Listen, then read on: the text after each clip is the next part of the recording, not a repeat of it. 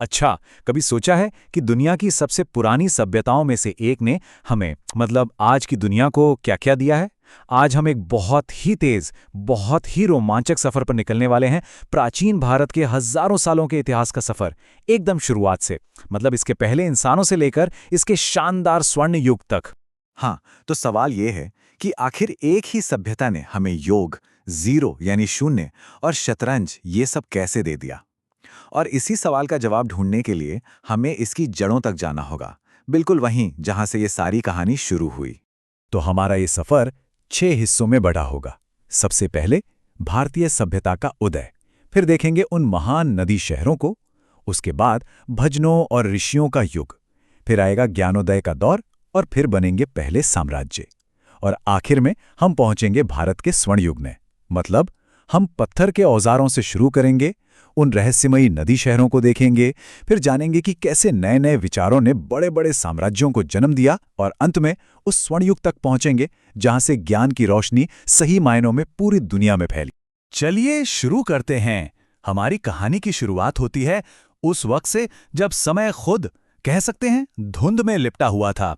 ये बात है भारतीय उपमहाद्वीप में इंसान के पहले कदमों की। तो चलिए हजारों सालों का सफर कुछ ही पलों में तय करते हैं। सबसे पहले पुरा पाषाण काल। यहां आग की खोज हुई। जरा सोचिए, आग ने इंसानों को गर्मी दी, सुरक्षा दी और पका हुआ खाना दिया। सब कुछ बदल गया। फिर आया मध्य पाषाण काल, जब जानवरों को पालतू बनाना सीखा गया, मतलब शिकार पर निर्भरता थोड़ी कम हुई। और फिर नवपाषाण काल। यहां तो पहिए और खेती के आविष्कार ने एक तरह से क्रांति ही ला दी। इंसानों ने पहली बार एक जगह बसना शुरू कर दिया। और कुछ चीजें तो ऐसी हैं जो यहीं पहली बार हुईं, जैसे तांबे का इस्तेमाल। इसने तो औजारों को हमेशा के लिए बदल दिया। या फिर इंसान के सबसे वफादार दोस्त कुत्ते को पालतू बनाना। और हां, कपास की खेती, जिससे बने कपड़े एक दिन पूरी दुनिया में मशहूर होने वाले थे। ये सिर्फ खोजें नहीं थी, ये एक महान सभ्यता की नींव के पत्थर थे।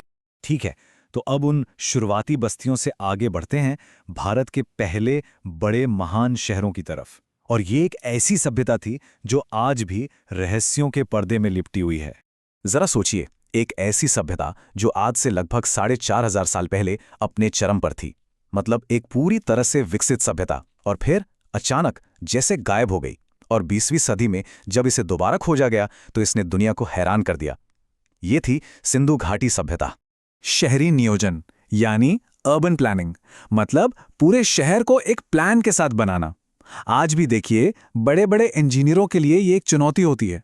पर जरा सोचिए, हजारों साल पहले इन लोगों ने एकदम सीधी सड़कें बनाई, जैसे किसी ने स्केल रखकर लाइनें खींची हों। और हर घर में ढकी हुई नालियों का सिस्टम था।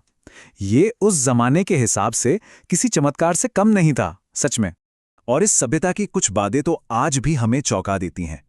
माना जाता है कि यहाँ का समाज मात्र सत्तात्मक था, मतलब महिलाओं का दर्जा शायद पुरुषों से भी ऊंचा था। इनके पास लोथल जैसा एक इंटरनेशनल पोर्ट था, जहां से दूर दूर तक ट्रेड होता था। लेकिन इन सारी उपलब्धियों के बीच एक सवाल आज भी खड़ा है। इनकी भाषा क्या थी? ये क्या लिखते थे? ये एक ऐसा रहस्य है जिसे आज तक कोई भी सुलझा नहीं पाया है।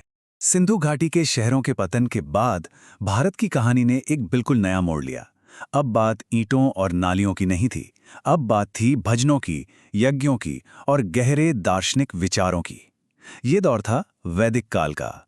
इस युग का नाम वेदों पर पड़ा है, जो दुनिया के सबसे पुराने ग्रंथों में गिने जाते हैं। पर ये सिर्फ पूजा पाठ की किताबें नहीं हैं, नहीं, ये उस जमाने के लोगों की जिंदगी का एक आईना है। वो कैसे रहते थे, क्या सोचते थे, इस दुनिया को, इस ब्रह्मांड को कैसे समझते थे, सब कुछ इन्हीं में दर्ज है। और यहां हमें एक बहुत बड़ा बदलाव देखने को मिलता है। सिंधु घाटी का जो मातृ प्रधान समाज था, उसकी जगह अब एक पितृ प्रधान समाज ने ले ली थी। भाषा थी संस्कृत और जीवन के केंद्र में थी गाय, जिसे अघन्या कहा जाता था, मतलब जिसे मारा न जाए। ये एक बिल्कुल ही नई दुनिया थी। वैदिक काल के कर्मकांडों के बीच कुछ लोग जिंदगी के और भी गहरे और भी बड़े सवाल पूछ रहे थे, जैसे जीवन में दुख क्यों है, इससे छुटकारा कैसे मिले। और इन्हीं सवालों के जवाबों की खोज ने दो ऐसे महान धर्मों को जन्म दिया जिनकी गूंज आज भी पूरी दुनिया में सुनाई देती है। लगभग एक ही समय में दो राजकुमारों ने अपने राजमहल छोड़ दिए। एक थे सिद्धार्थ गौतम, जो ज्ञान की खोज में बुद्ध बन गए और उन्होंने निर्वाण का रास्ता दिखाया, और दूसरे थे महावीर, जिन्होंने आत्मनियंत्रण से मोक्ष पाने का रास्ता दिखाया। रास्ते अलग थे, पर मंजिल एक ही थी, इंसानी दुखों का अंत। तो एक तरफ जहां समाज में ये नए नए विचार फैल रहे थे, वहीं दूसरी तरफ भारत का राजनीतिक नक्शा भी बदल रहा था। छोटे छोटे राज्य अब एक होकर एक बहुत बड़ी विशाल शक्ति का रूप लेने वाले थे। और ये कहानी है भारत के पहले महान साम्राज्य मौर्य साम्राज्य के उदय की। इस बहुत बड़े साम्राज्य की नींव रखी थी चंद्रगुप्त मौर्य ने अपने जीनियस सलाहकार चाणक्य की मदद से। लेकिन इस साम्राज्य को इसकी असली और सबसे स्थायी पहचान इसके एक और शासक ने दी, और वो शासक थे सम्राट अशोक। पर अशोक की महानता की कहानी एक बहुत ही भयानक युद्ध से शुरू होती है, कलिंग का युद्ध। इस जंग में जो खून खराबा हुआ, उसने सम्राट को अंदर तक इतना झकझोर दिया कि उसने इतिहास की धारा ही बदल दी।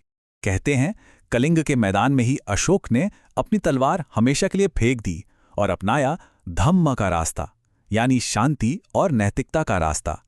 उन्होंने अपने संदेशों को पत्थरों पर खुदवाया ताकि आने वाली पीढ़ियां उन्हें पढ़ सकें।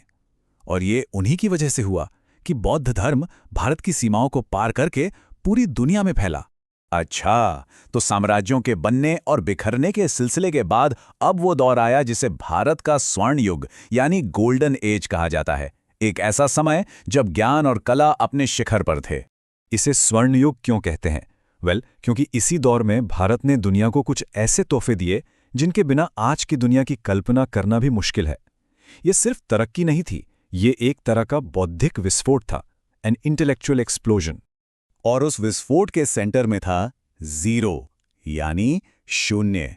ये सिर्फ एक नंबर नहीं था, नहीं, शून्य और डेसिमल सिस्टम के आविष्कार ने मैथ्स को वो पावर दी जिससे आज के कंप्यूटर, स्पेस मिशन और सारी की सारी टेक्नोलॉजी चलती है।